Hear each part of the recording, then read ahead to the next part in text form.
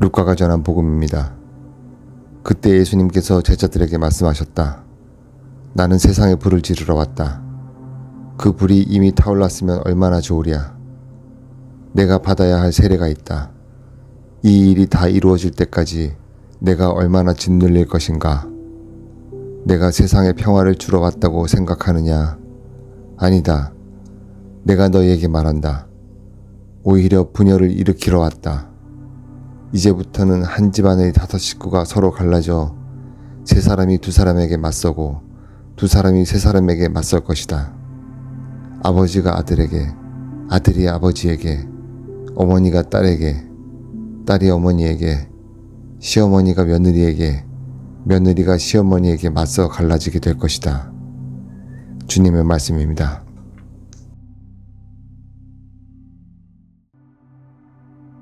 마테오가 전한 거룩한 복음입니다. 그때 어떤 사람이 예수님께 다가와 스승님, 제가 영원한 생명을 얻으려면 무슨 선한 일을 해야 합니까? 하고 물었다.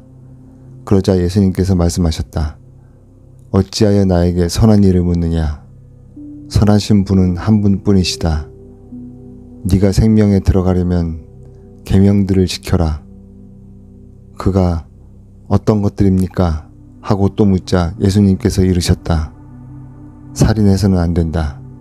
간음해서는 안 된다. 도둑질해서는 안 된다. 거짓 증언을 해서는 안 된다. 아버지와 어머니를 공경하여라. 그리고 네 이웃을 너 자신처럼 사랑해야 한다는 것이다.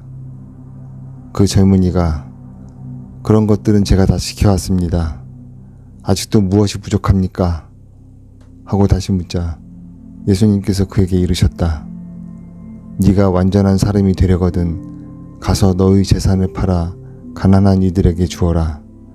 그러면 네가 하늘에서 보물을 차지하게 될 것이다. 그리고 와서 나를 따라라. 그러나 그 젊은이는 이 말씀을 듣고 슬퍼하며 떠나갔다. 그가 많은 재물을 가지고 있었기 때문이다. 주님의 말씀입니다. 마테오가 전한 거룩한 복음입니다. 그때 예수님께서 제자들에게 말씀하셨다. 내가 진실로 너희에게 말한다. 부자는 하늘나라에 들어가기가 어려울 것이다. 내가 다시 너희에게 말한다. 부자가 하느님 나라에 들어가는 것보다 낙타가 바늘구멍으로 빠져나가는 것이 더 쉽다. 제자들이 이 말씀을 듣고 몹시 놀라서 그렇다면 누가 구원을 받을 수 있는가? 하고 말하였다. 예수님께서는 그들을 눈여겨보며 이르셨다. 사람에게는 그것이 불가능하지만 하느님께서는 모든 것이 가능하다. 그때 베드로가 그 말씀을 받아 예수님께 물었다. 보시다시피 저희는 모든 것을 버리고 스승님을 따랐습니다. 그러니 저희는 무엇을 받겠습니까? 예수님께서 말씀하셨다. 내가 진실로 너희에게 말한다. 사람의 아들이 영광스러운 자기 옥좌에 앉게 되는 새 세상에 오면 나를 따른 너희도 12옥좌에 앉아 이스라엘의 12지파를 심판할 것이다. 그리고 내 이름 때문에 집이나 형제나 자매, 아버지나 어머니, 자녀나 토지를 버린 사람은 모두 100배로 받을 것이고 영원한 생명도 받을 것이다. 그런데 첫째가 꼴찌가 되고 꼴찌가 첫째 되는 이들이 많을 것이다. 주님의 말씀입니다. 마테오가 전한 거룩한 복음입니다. 그때 예수님께서 제자들에게 이런 비유를 들어 말씀하셨다. 하늘나라는 자기 포도밭에서 일할 일꾼들을 사려고 이른 아침에 집을 나선 밭 임자와 같다. 그는 일꾼들과 하루 한 데나리온으로 합의하고 그들을 자기 포도밭으로 보냈다. 그가 또 9시쯤에 나가보니 다른 이들이 하는 일 없이 장터에 서 있었다. 그래서 그들에게 당신들도 포도밭으로 가시오. 정당한 삭슬 주겠소. 하고 말하자 그들이 갔다. 그는 다시 12시와 오후 3시쯤에도 나가서 그와 같이 하였다. 그리고 오후 5시쯤에도 나가보니 또 다른 이들이 서 있었다. 그래서 그들에게 당신들은 왜 온종일 하는 일 없이 여기 서 있소? 하고 물으니 그들이 아무도 우리를 사지 않았기 때문입니다. 하고 대답하였다. 그러자 그는 당신들도 포도밭으로 가시오. 하고 말하였다. 저녁 때가 되자 포도밭 주인은 자기 관리인에게 말하였다. 일꾼들을 불러 맨 나중에 온 이들부터 시작하여 맨 먼저 온 이들에게까지 품삯을 내주시오. 그리하여 오후 5시쯤부터 일한 이들이 와서 한 데나리온씩 받았다. 그래서 맨 먼저 온 이들은 차례가 되자 자기들은 더 받으려니 생각하였는데 그들도 한 데나리온씩만 받았다. 그것을 받아들고 그들은 밭 임자에게 투덜거리면서 맨 나중에 온 저자들은 1시간만 일했는데도 뙤약볕 아래에서 온종일 고생한 우리와 똑같이 대우하시는군요. 하고 말하였다. 그러자 그는 그들 가운데 한 사람에게 말하였다. 친구여, 내가 당신에게 불의를 저지르는 것이 아니요. 당신은 나와 한 데나리온으로 합의하지 않았소. 당신 품삯이나 받아서 돌아가시오. 나는 맨 나중에 온 이 사람에게도 당신에게처럼 품삯을 주고 싶소. 내 것을 가지고 내가 하고 싶은 대로 할 수 없다는 말이오. 아니면 내가 후하다고 해서 시기하는 것이오. 이처럼 꼴찌가 첫째 되고 첫째가 꼴찌 될 것이다. 주님의 말씀입니다. 마테오가 전한 거룩한 복음입니다. 그때 예수님께서는 여러 가지 비유로 수석 사제들과 백성의 원로들에게 말씀하셨다. 하늘나라는 자기 아들의 혼인잔치를 베푼 어떤 임금에게 비길 수 있다. 그는 종들을 보내어 혼인잔치에 초대받은 이들을 불러오게 하였다. 그러나 그들은 오려고 하지 않았다. 그래서 다시 다른 종들을 보내며 이렇게 일렀다. 초대받은 이들에게 내가 잔치상을 이미 차렸소.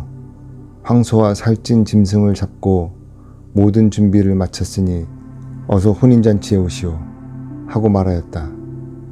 그러나 그들은 아랑곳하지 않고 어떤 자는 밭으로 가고 어떤 자는 장사를 하러 갔다. 그리고 나머지 사람들은 종들을 붙잡아 때리고 죽였다. 임금은 진노하였다. 그래서 군대를 보내어 그 살인자들을 없애고 그들의 고을을 불살라 버렸다. 그러고 나서 종들에게 말하였다. 혼인잔치는 준비되었는데 초대받은 자들은 마땅하지 않구나. 그러니 고을 어기로 가서 아무나 만나는 대로 잔치에 불러오너라.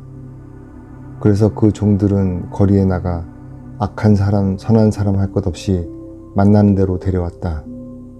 잔치방은 손님들로 가득 찼다. 임금이 손님들을 둘러보려고 들어갔다가 혼인 예복을 입지 않은 사람 하나를 보고 친구여, 그대는 혼인 예복도 갖추지 않고 어떻게 여기에 들어왔나? 하고 물으니 그는 아무 말도 하지 못하였다. 그러자 임금이 하인에게 말하였다. 이자의 손과 발을 묶어서 바깥 어둠 속으로 내던져 버려라. 거기에서 울며 이를 갈 것이다. 사실 부르심을 받은 이들은 많지만 선택된 이들은 적다. 주님의 말씀입니다. 마테오가 전한 거룩한 복음입니다. 그때 예수님께서 사두가이들의 말문을 막아버리셨다는 소식을 듣고 바리사이들이 한데 모였다. 그들 가운데 율법 교사 한 사람이 예수님을 시험하려고 물었다. 스승님, 율법에서 가장 큰 계명은 무엇입니까? 예수님께서 그에게 말씀하셨다. 네 마음을 다하고 네 목숨을 다하고 네 정신을 다하여 주 너의 하느님을 사랑해야 한다. 이것이 가장 크고 첫째가 하는 계명이다. 둘째도 이와 같다. 네 이웃을 너 자신처럼 사랑해야 한다는 것이다. 온 율법과 예언서의 정신이 이 두 계명에 달려있다. 주님의 말씀입니다. 마테오가 전한 거룩한 복음입니다. 그때 예수님께서 군중과 제자들에게 말씀하셨다. 율법 학자들과 바리사이들은 모세의 자리에 앉아 있다. 그러니 그들이 너희에게 말하는 것은 다 실행하고 지켜라. 그러나 그들의 행실은 따라하지 마라. 그들은 말만 하고 실행하지 않는다. 또 그들은 무겁고 힘겨운 짐을 묶어 다른 사람들 어깨에 올려놓고 자기들은 그것을 나르는 일에 손가락 하나 까딱하려고 하지 않는다. 그들이 하는 일이란 모두 다른 사람들에게 보이기 위한 것이다. 그래서 성구 갑을 넓게 만들고 옷자락 술을 길게 늘인다. 잔치집에서는 윗자리를, 회당에서는 높은 자리를 좋아하고 장터에서 인사받기를, 사람들에게서 스승이라고 불리기를 좋아한다. 그러나 너희는 스승이라고 불리지 않도록 하여라. 너희의 스승님은 한 분뿐이시고 너희는 모두 형제다. 또 이 세상 누구도 아버지라고 부르지 마라. 너희의 아버지는 오직 한 분, 하늘에 계신 그분뿐이시다. 그리고 너희는 선생이라고 불리지 않도록 하여라. 너희의 선생님은 그리스도 한 분뿐이시다. 너희 가운데에서 가장 높은 사람은 너희를 섬기는 사람이 되어야 한다. 누구든지 자신을 높이는 이는 낮아지고 자신을 낮추는 이는 높아질 것이다. 주님의 말씀입니다.